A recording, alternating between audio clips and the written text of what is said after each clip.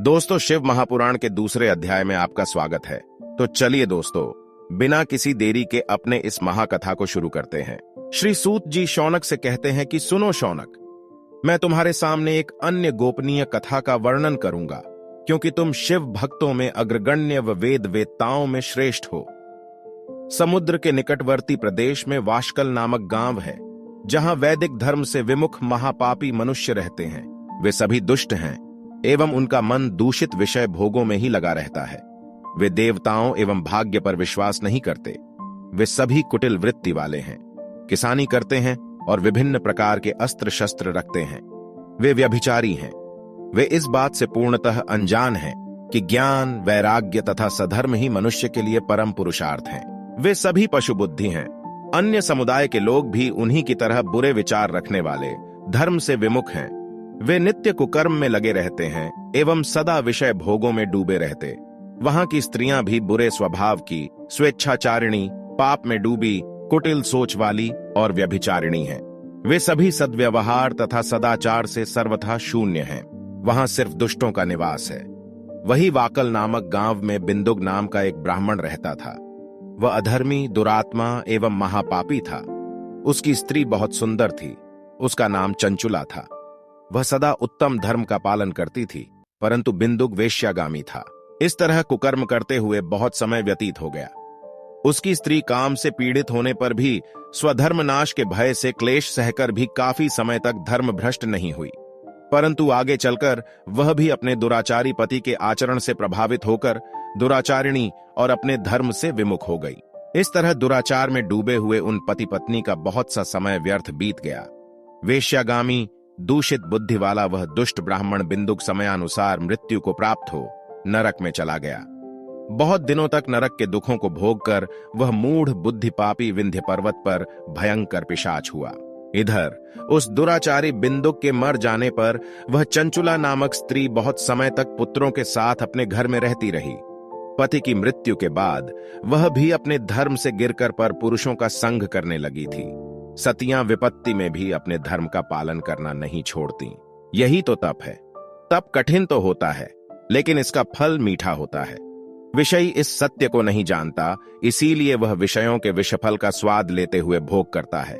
एक दिन दैव योग से किसी पुण्य पर्व के आने पर वह अपने भाई बंधुओं के साथ गोकर्ण क्षेत्र में गई।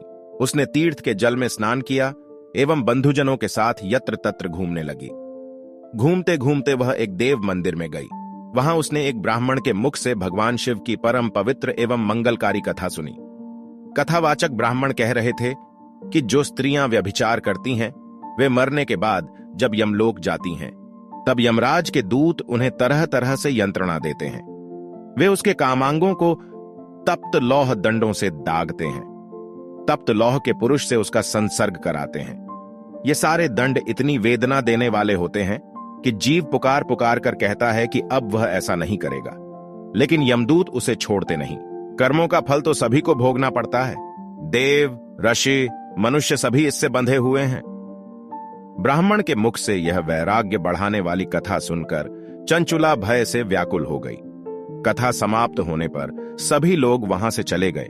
तब कथा बांचने वाले ब्राह्मण देवता से चंचुला ने कहा, हे ब्राह्मण, धर्म को न जानने के कारण मेरे द्वारा बहुत बड़ा दुराचार हुआ है। स्वामी, मेरे ऊपर कृपा कर मेरा उद्धार कीजिए। आपके प्रवचन को सुनकर मुझे इस संसार से वैराग्य हो गया है। मुझ मूढ़ चित्त वाली पापिनी को धिक्कार है। मैं निंदा के योग्य हूं।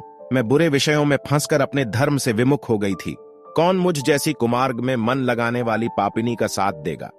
जब यमदूत मेरे गले में फंदा डालकर मुझे बांध कर ले जाएंगे और नरक में मेरे शरीर के टुकड़े करेंगे, तब मैं कैसे उन महायातनाओं को सहन कर पाऊंगी? मैं सब प्रकार से नष्ट हो गई हूं, क्योंकि अभी तक मैं हर तरह से पाप में डूबी रही हूं। हे ब्राह्मण, आप मेरे गुरु हैं। आप ही मेरे माता पिता हैं।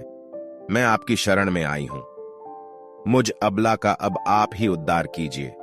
सूत जी कहते हैं, शौनक, इस प्रकार विलाप करती हुई चंचुला ब्राह्मण देवता के चरणों में गिर पड़ी। तब ब्राह्मण ने उसे कृपापूर्वक उठाया।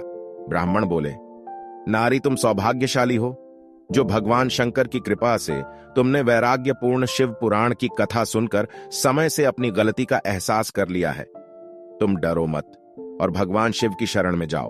उनकी परम कृपा से तुम्हारे सभी पाप नष्ट हो जाएंगे। मैं तुम्हें भगवान शिव की कथा सहित वह मार्ग बताऊंगा जिसके द्वारा तुम्हें सुख देने वाली उत्तम गति प्राप्त होगी। शिव कथा सुनने से तुम्हारी बुद्धि शुद्ध हो गई है और तुम्हें पश्चाताप हुआ है तथा मन में वैराग्य उत्पन्न हुआ है। पश्चाताप ही पाप करने वाले पापियों के लिए सबसे बड़ा प्रायश्चित है। पश्चाताप ही पापों का शोधक है।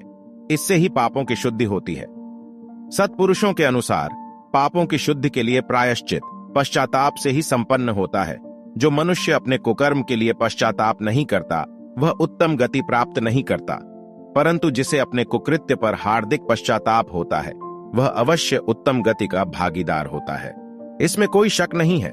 शिव पुराण की कथा सुनने से चित्त की शुद्धि एवं मन निर्मल हो जाता है। शुद्ध चित्त में ही भगवान शिव व पार्वती का वास होता है। वह शुद्धात्मा पुरुष सदाशिव के पद को प्राप्त होता है। इस कथा का श्रवण सभी मनुष्यों के लिए कल्याणकारी है, अतः इसकी आराधना व सेवा करनी चाहिए। यह कथा भवबंधन रूपी रोग का नाश करने वाली है। भगवान शिव की कथा सुनकर हृदय में उसका मनन करना चाहिए। इससे चित्त की शुद्धि होती है। चित्त शुद्धि होने से ज्ञान और वैराग्य के साथ महेश्वर की भक्ति निश्चय ही प्रकट होती है तथा उनके अनुग्रह से दिव्य मुक्ति प्राप्त होती है। जो मनुष्य माया के प्रति आसक्त है वह इस संसार बंधन से मुक्त नहीं हो पाता। हे ब्राह्मण पत्नी, तुम अन्य विषयों से अपने मन को हटाकर भगवान शंकर की इस परम पावन कथा को सुनो।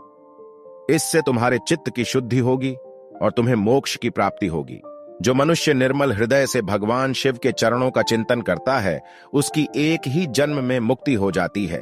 सूत जी कहते हैं, शौनक, यह कहकर वे ब्राह्मण चुप हो गए। उनका हृदय करुणा से भर गया। वे ध्यान में मग्न हो गए। ब्राह्मण का उक्त उपदेश सुनकर चंचुला के नेत्रों में आनंद के आंसू छलक आए। वह हर्ष भरे हृदय से ब्राह्मण देवता के चरणों में गिर गई और हाथ जोड़कर बोली, मैं कृतार्थ हो गई। हे ब्राह्मण, शिव भक्तों में श्रेष्ठ स्वामिन, आप धन्य हैं। आप परमार्थदर्शी हैं और सदा परोपकार में लगे रहते हैं। साथ ही मैं नरक के समुद्र में गिर रही हूं। कृपा कर मेरा उद्धार कीजिए।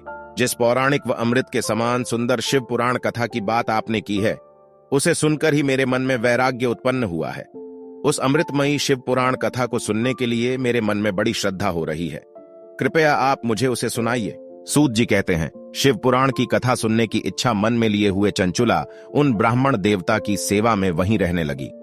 उस गोकर्ण नामक महाक्षेत्र में उन ब्राह्मण देवता के मुख से चंचुला शिव पुराण की भक्ति, ज्ञान और वैराग्य बढ़ाने वाली और मुक्ति देने वाली परम उत्तम कथा सुनकर कृतार्थ हुई। उसका चित्त शुद्ध हो गया।